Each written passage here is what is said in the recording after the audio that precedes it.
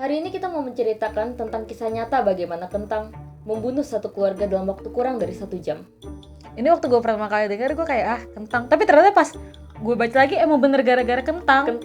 Dan itu Gara-gara kentang. itu beberapa kali juga serem banget gitu loh. Kayak ini tuh hal yang nggak wajar gitu. Bukan nggak wajar sih, maksudnya kayak kita jarang denger lah kalau kentang tuh ternyata bisa beracun. Terjadi. Logika logikanya jalan, kentang bisa loh, semua makanan bisa ngebunuh. Enggak, tapi maksudnya kayak kita nggak aware loh tentang kayak ada zat kayak gini dalam kentang atau umbi lain tuh. Gue sih nggak tahu. Gue juga nggak tahu. I don't have my science in me. Anyway, Let's get into it. Pada Agustus 2014 di Lyshevo, sebuah kota di Republik Tatarstan, terjadi insiden yang menyebabkan seorang gadis kecil menjadi yatim piatu. Kejadian ini terjadi karena kentang busuk yang tertinggal di ruang bawah tanah rumah. Kentang ini merenggut nyawa seluruh keluarga, hanya menyisakan gadis kecil ini. Pada satu malam, saat hendak makan malam keluarga, sang ayah, Mikhail Chelf yang berusia 42 tahun, memasuki ruang bawah tanah dan menutup pintu ruangan tersebut saat ingin mengambil persediaan makanan. Karena ia tidak kunjung kembali, istrinya Nastasia yang berusia 38 tahun pergi juga ke ruang bawah tanah dan lalu juga tidak kembali. Karena itu, putranya yang berusia 18 tahun, Gorgi, dan neneknya Iraida yang berusia 68 tahun juga lalu ikut masuk ke ruang bawah tanah untuk mengecek keadaan. Sebelum pergi ke ruang bawah tanah, sang nenek sempat memanggil tetangga untuk mengatakan bahwa di bawah tanah ada sesuatu yang mencurigakan dan meminta bantuan. Karena keluarganya juga tidak kunjung kembali dari bawah tanah, Maria Chelf yang saat itu hanya berusia 8 tahun juga ikut masuk ke ruang bawah tanah karena kali ini pintu masuk ke ruangan tersebut ditinggalkan terbuka oleh neneknya. Ketika Maria turun, gadis malang itu menemukan seluruh keluarganya tewas. Seorang penyelidik lokal dari insiden tersebut mengatakan mereka semua meninggal karena keracunan gas yang menumpuk di ruang bawah tanah akibat kentang yang busuk. nah iya, jadi kalau ini tuh itu kan cellar gitu kan, kayak tempat penyimpanan. Jadi yang gue waktu itu mengerti dari baca, jadi dia kayak ada jendela buat cahaya tapi ketutup gitu ya, jadi cuma masuk cahaya doang. Itu kena kentangnya, jadi yang bikin toksinnya keluar tuh gara-gara, kalau nggak salah gara-gara kena cahaya. Terus ada, kalau nggak ada cahaya itu nggak apa-apa gitu, dan masalahnya di itu kan nggak ada sirkulasi darah kan, makanya gasnya itu jadi kayak ngendep doang di situ, nimbun doang situ. Dan kayaknya udah lama orang nggak masuk ke cellar itu, makanya kayak sama sekali nggak ada tahu menau dan kalau orang dibuka makanya jadi bahaya itu gara-gara Sirkulasi udaranya. nggak ada sirkulasi udara dalam. Tapi serem banget gak sih lo bayangin kayak papa masuk terus nggak keluar terus ternyata meninggal semua gara-gara hal yang Kita nggak tahu bisa terjadi gitu. Serem banget. Mengapa kentang busuk bisa membunuh satu keluarga ini? Kentang mengandung senyawa beracun yang dikenal sebagai glycoalkaloid. Yang paling umum adalah solanin dan chakonin. Solanin juga ditemukan pada tanaman lain dalam famili Solanaceae, yang meliputi tanaman seperti nightshade, henbane, dan tembakau yang mematikan. Racun ini mempengaruhi sistem saraf, menyebabkan kelemahan dan kebingungan. Senyawa ini umumnya terkonsentrasi pada daun, batang, kecambah, dan buahnya.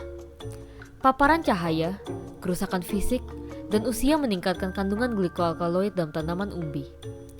Pada dasarnya, sulit untuk kentang bisa membunuh manusia seperti apa yang terjadi pada keluarga ini, kecuali kandungan glycoalkaloidnya tinggi. Glycoalkaloid dapat menyebabkan sakit kepala, diare, kram, dan dalam kasus yang parah, koma dan kematian. Namun, keracunan yang disebabkan oleh kentang sangat jarang terjadi, meskipun itu telah terjadi beberapa kali. Ini adalah beberapa kejadian yang disebabkan oleh keracunan zat dalam kentang. Pada tahun 1899, setelah makan kentang matang yang mengandung 0,24 mg solanin per gram kentang, 56 tentara Jerman mengalami keracunan solanin. Meskipun semua sembuh, dalam beberapa kasus, beberapa orang terjangkit penyakit kuning dan juga mengalami kelumpuhan parsial. Pada tahun 1918, di Glasgow, Skotlandia, 61 orang dari 18 keluarga yang berbeda terkena dampak sekaligus oleh kumpulan kentang busuk. Keesokan harinya, seorang anak laki-laki berusia 5 tahun meninggal setelah muntah-muntah yang cukup ekstrim. Menurut investigasi keracunan solanin, oleh S.J. Willimot PhD Bachelor of Science degree yang diterbitkan pada tahun 1933. Kasus ini diselidiki oleh ilmuwan R.W. Harris dan T. Cockburn yang menyimpulkan dalam artikel mereka Alleged Poisoning by Potatoes bahwa keracunan itu disebabkan akibat memakan kentang yang mengandung 5 atau 6 kali lipat jumlah solanin yang ditemukan dalam kentang normal. Pada tahun 1983, 61 dari 109 anak dan staf sekolah di Alberta, Kanada jatuh sakit pada waktu 5 menit setelah makan kentang panggang. 44% dari mereka yang keracunan menyatakan ada warna kehijauan dan rasa pahit pada kentang. Gue waktu habis baca kayak gini gue jadi parno sendiri, tau gak sih? Sumpah, kemarin tuh gue tuh habis makan kentang, tapi nggak hijau sih, cuma tuh ada kayak item-item gitu. Gue gara-gara baca. Tapi itu di kulkas kan, harusnya sih nggak kenapa-napa ya. Nggak kenapa-napa. Harusnya Dan nggak gue apa-apa. sampai sekarang masih tidak merasa sakit perut atau keracunan sih. Jadi Yang gue inget waktu kuliah gitu kan dulu sering nyimpen kentang banyak gitu kan. Terus gue juga sering, oh ya dulu masih bisa dimakan kayaknya nih. iya, soalnya gue juga suka gitu. Terus jadi parno gak sih denger kayak gini jadi. Kalau mau makan potong dulu, nah kalau warna hijau atau busuk dalamnya buang. Kalau belum ya udah jangan. Amin. Kan sayang. Iya kalau dulu, sekarang bakal gue buang.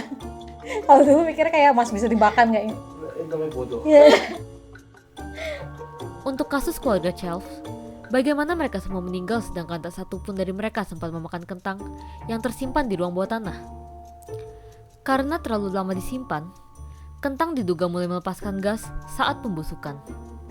Karena ventilasi ruang bawah tanah yang buruk, gas yang dikeluarkan dari kentang mulai menumpuk di ruang bawah tanah. Jika kentang membusuk, sebagian dari solanin dalam kentang akan mulai bocor dalam bentuk gas. Semakin lama kentang busuk dibiarkan di tempat tertutup, semakin banyak pula gas solanin yang bisa menumpuk di dalamnya. Jadi, ketika ayah Maria memasuki ruang bawah tanah, ia kemungkinan mulai menghirup gas solanin dan lalu pingsan karena hipoksia alias kekurangan oksigen. Atau gas solanin itu sendirilah yang membuatnya pingsan. Perlahan ia akan meninggal karena efek solanin atau lagi kekurangan oksigen. Kemudian, ketika masing-masing anggota keluarganya yang lain memasuki ruang bawah tanah, kemungkinan besar mereka juga secara tidak sengaja turut menghirup banyak gas solanin yang lalu mengambil nyawa mereka. Satu-satunya alasan Maria sendiri selamat adalah karena neneknya membiarkan pintu terbuka, membiarkan udara segar masuk ke ruang bawah tanah, dan mengeluarkan konsentrasi tinggi gas solanin di bawah tanah. Kasus keracunan solanin yang fatal sangat jarang terjadi akhir-akhir ini, karena sebagian besar kentang yang dijual secara komersial sempat diperiksakan kandungan solaninnya. Tetapi, jika terkena cahaya atau disimpan dengan tidak benar, kentang tetap dapat menghasilkan racun yang berbahaya bagi manusia. Seringkali, konsentrasi tertinggi solanin terdapat di kulitnya, tepat di bawah permukaan dan di mata yang bertunas. Ini tuh hal-hal yang maksudnya nggak sering dibahas gak Iya. sih? Jadi Kayak orang tuh nggak aware. jadi awareness tentang kayak gini tuh Gue juga nggak aware. dan bisa fatal, bahkan bisa sampai ada yang lumpuh, paralysis, partial paralysis, lumpuh setengah gitu, ada yang sampai koma gara-gara hal yang Gara-gara kentang. kurang lebih sepele gitu Iya. kan, sering nggak dilihat. Kentang. Universe, alam keras. Kebanyakan tubuh manusia dapat dengan mudah mencerna solanin dengan kadar normal yang ada pada kentang pada umumnya tanpa menunjukkan gejala keracunan. Karena tubuh manusia dapat memecah zat berbahaya tersebut dengan cepat dan mengeluarkannya dalam bentuk urin. Namun jika kadar solaninnya mencapai 40 mg per 100 gram kentang, bisa ada gejala yang lebih serius, antara lain diare dan bahkan koma. Cara terbaik untuk mencegah keracunan solanin adalah dengan menyimpan umbi di tempat yang sejuk dan gelap, dan juga membuang kulitnya sebelum dikonsumsi. Dan apa baiknya jika ingin menghindari kejadian yang tidak diinginkan? Jika umbi mulai memperlihatkan warna hijau dan bertunas, sebaiknya segera dibuang. Oke, akan dibuang mulai Jadi ini sekarang. kayak menurut gue pelajaran sih Iya, buat kita. pelajaran. Walaupun emang katanya jarang terjadi, tapi Ya nggak ada better, salahnya. iya, untuk berhati-hati daripada kita terlalu sayang ternyata lebih Mati. meninggal kalau nggak punya asuransi, nggak punya apa segala macam. Kasian tapi anaknya, gue jadi Iya. mikir satu keluarga Tinggal meninggal sendirian. gara-gara kayak gitu. Anyway. We'll see you guys on the next episode. Bye bye.